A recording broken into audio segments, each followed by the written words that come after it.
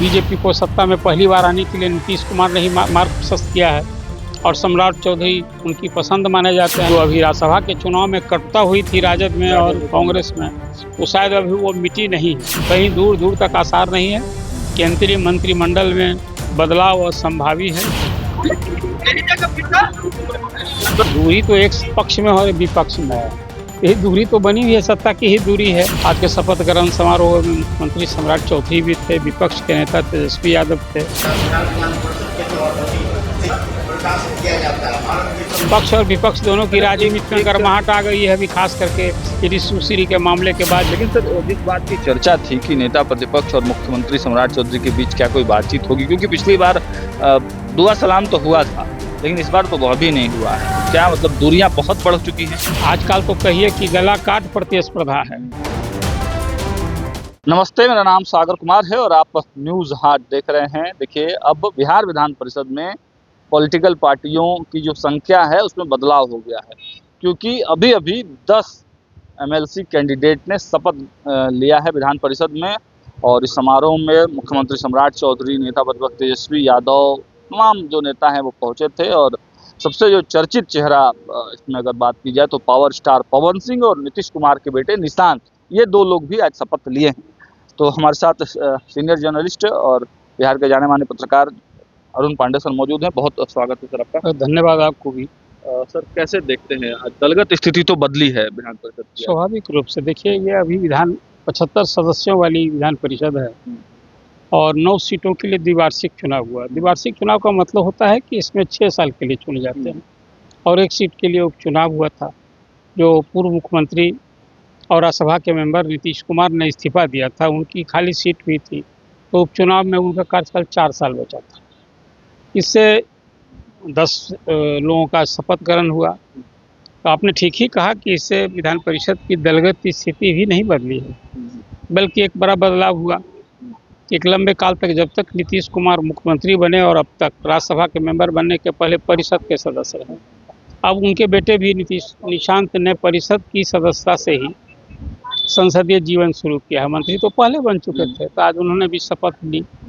आज के शपथ ग्रहण समारोह में मुख्यमंत्री सम्राट चौधरी भी थे, विपक्ष के नेता तेजस्वी यादव थे, इसलिए कि राजद के भी एक सदस्य सुनील सिंह ने आज शपथ ली है। वो तीसरी बार सदस्य बने हैं।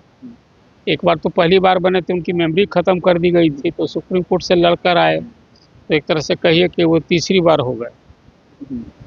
और फिर निशांत ने शपथ ली। इसके बाद पवन सिंह के बारे में आपने ठीक ही कहा, वो बीजेपी के कोटे से अभी विधान परिषद में आए हैं। आज के शपथ ग्रहण समारोह में खास पवन ही सिंह दिख रहे थे। आज पवन सिंह फैंस की भीड़ थी विधान परिषद परिसर में भी, जो सैकड़ों गाड़ियां आप देख रहे हैं। एक बार मैं अपने फोटोग्राफर साहब से भी कहूँगा, देखें किस तरह से भीड़ लगी है। अभी मुख्यमंत्री का और तेजस्वी यादव का काफिला जा चुका है। इसके बाद जो लोग हैं उनके समर्थक हैं। शपथ ग्रहण समारोह में 2.5 करोड़ की गाड़ी से आए। हाँ, बिल्कुल। इसके बाद परिषद के सभापति ने शपथ दिलाई। विधानसभा के स्पीकर थे, संसदीय कार्य मंत्री थे, विजय कुमार चौधरी भी थे, विजय सिन्हा भी थे। लेकिन सर, जिस बात की चर्चा थी कि नेता प्रतिपक्ष और मुख्यमंत्री सम्राट चौधरी के बीच क्या कोई बातचीत होगी, क्योंकि पिछली बार दुआ सलाम तो हुआ था, लेकिन इस बार तो वह भी नहीं हुआ है। तो क्या मतलब दूरियां बहुत बढ़ चुकी हैं? नहीं, देखिए, संसदीय जीवन में तो एक ही हाउस में न रहना है। दूरी तो एक पक्ष में और विपक्ष में है। यही दूरी तो बनी हुई है, सत्ता की ही दूरी है।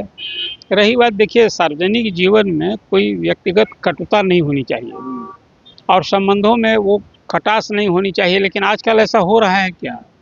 आजकल तो कहिए कि गला काट प्रतिस्पर्धा है। एक दूसरे को, जो कभी खास करके मुस्लिम हुकूमत में ये सब होता था, साम्राज्य में नहीं होता था, मुगलों के शासन में। तो ये है जो बात आपने आज नोटिस लिया। आज ये दोनों निश्चित रूप से समारोह में थे, लेकिन दोनों में कोई बातचीत नहीं हुई। मीडिया तो बड़ा नोटिस ले रहा था इसको। ये शपथ ग्रहण समारोह बड़ा भव्य तरीके से हुआ। जिस शब्दों का प्रयोग किया है मुख्यमंत्री के लिए, तो उसको लेकर भी मुख्यमंत्री नहीं, देखिए, वो नाराजगी क्या होगी। आजकल तो भाषा की मर्यादा अब कहाँ रह गई है? किसी दल में नहीं था। किसी दल में और नेता में ये एक बहुत दुर्भाग्यपूर्ण है संसदीय लोकतंत्र के लिए।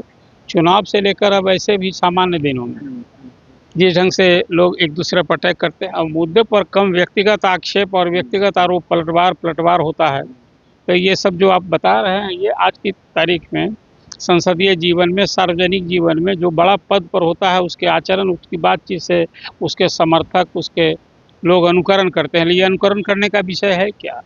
लेकिन आपने परिषद के इस समारोह की बात, ये पहली बार हुआ है कि अब विधान परिषद में कांग्रेस जैसी पुरानी पार्टी का कोई प्रतिनिधित्व नहीं रह गया है।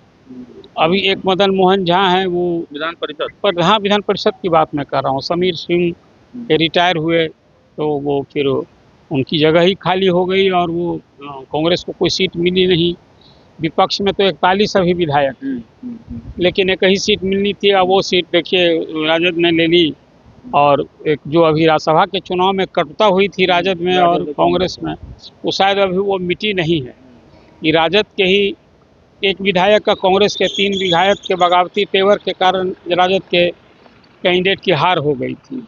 तो परिषद के चुनाव में जो 9 सीट के लिए द्विवार्षिक चुनाव हुआ, उसमें 4 बीजेपी का, 3 जदयू का और एक लोजपा का भी इस परिषद में, जो चिराग पासवान की पार्टी है, उसका प्रतिनिधित्व भी पहली बार मिला। अशरफ अंसारी जो चिराग पासवान के उनके निजी सहायक थे और पार्टी में उपाध्यक्ष थे अभी, तो उनको भी ये अवसर मिला है परिषद में आने का। एक कार्यकर्ता को अवसर दिया।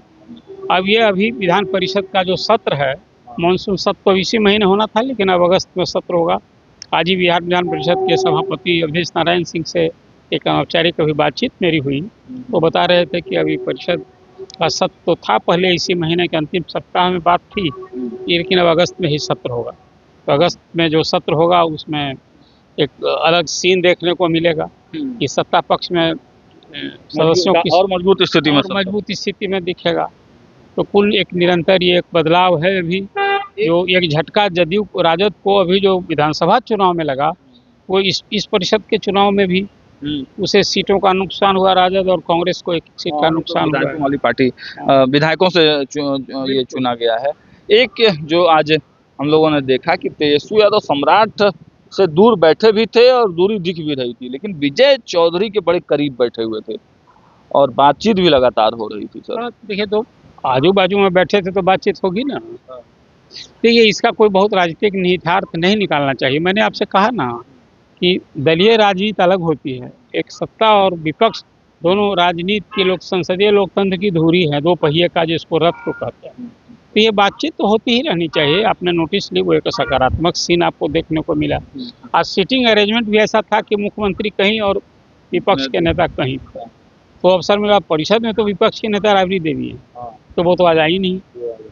तो कुल मिला जुला कर ये एक सीन है। और अभी देखिए, पक्ष और विपक्ष दोनों की राजनीति में गर्माहट आ गई है अभी, खास करके सुश्री के मामले के बाद। जिस ढंग से तेजस्वी यादव ने 20 सवाल मुख्यमंत्री से किया है कि वो सीधे ये जवाब दे कि ये कोई चारा घोटाला से ही बड़ा घोटाला बेशक है ये, जिसमें अभी 2 अधिकारी तो जो निलंबित किए गए जेल में हैं, चार्जशीट दाखिल हुई है, और कोई 9 IAS ऑफिसरों की बारी है अभी जो चर्चा में है। अच्छा, एक चीज़ और पूछना चाहेंगे सर, जब आज तमाम जो नेता यहाँ पहुँचे थे तो एक चर्चा चली, एक जदयू के कोई नेता हैं, उन्होंने ये चर्चा उठाई कि नीतीश कुमार को उप प्रधानमंत्री बना दिया जाए, और फिर लोजपा ने भी उसका समर्थन कर दिया। हालांकि कोई खुलकर बोल नहीं रहा है, लेकिन क्या लगता है कि कोई दम है इसमें? नहीं सागर जी, ये सब मीडिया का गप है, ये चर्चा नहीं, इसको गप ही मैं मानता हूँ। इस संबंध में मैंने कल भी आपसे कही थी बात। आपने जब कहा था कि नीतीश कुमार केंद्र में मंत्री बनेंगे, रेल मंत्री बने, कोई दायित्व, तो मैंने आपसे कहा था कि उनकी उम्र और सेहत के कारण जो बिहार में सत्ता परिवर्तन हुआ है, बीजेपी को सत्ता में पहली बार आने के लिए नीतीश कुमार ने ही मार्ग प्रशस्त किया है, और सम्राट चौधरी उनकी पसंद माने जाते हैं। हालांकि केंद्रीय नीतित्व में भी तय किया कि सम्राट चौधरी को बिहार की बागडोर सौंपी जाए। लेकिन अब नीतीश कुमार के बारे में जितनी भी चर्चा है वो सिर्फ चर्चा भर है। नीतीश कुमार की उम्र और सेहत की आज जो स्थिति है, जो कुछ उनको बनना था बन चुके हैं। आज वो दिल्ली में अपने संसदीय जीवन में अब तो 4 हाउस के मेंबर हो गए, संसद के दोनों सदनों का, विधानमंडल के दोनों सदनों का। अब कौन सा सदन बचा है? कल जिस बात पर आप थे उसी बात पर अभी भी मैं उसी बात पर कायम हूँ। कहीं दूर दूर तक आसार नहीं है। केंद्रीय मंत्रिमंडल में बदलाव और संभावी है, जो अभी मुझे लगता है कि अब इसी सप्ताह, कमिंग वीक में ही वहाँ चर्चा है कि ये होने वाला है। संसद का जो सत्र होगा उसके पहले तो हर हाल में होना है, लेकिन उससे बिहार में कहीं नीतीश कुमार उसमें जगह मिलेगी, ये तो मुझे कहीं दूर दूर तक कोई सिर्फ गफबाजी मैं इसको कहता हूँ। चलिए, तो केवल गपबाजी ही है। नीतीश कुमार ना मंत्री बनेंगे ना उप प्रधानमंत्री बनेंगे, तो ये केवल गपबाजी ही कहेंगे। और देखिए, senior journalist Anoop Pandey sir ने साफ तौर से बताया है। और देखिए, आज के शपथ के बाद दलगत स्थितियां बदली हैं, एनडीए काफी मजबूत हुई है। और सत्र के बारे में भी सर ने एक्सक्लूसिव जानकारी दी कि देखिए, जो आने वाला सत्र है वो इस महीने में ना होकर वो अगस्त में होगा। तो फिलहाल इस चर्चा को देते हैं विराम। जुड़े रहिए हमारे साथ, देखते रहिए न्यूज़ हाट। बहुत बहुत धन्यवाद।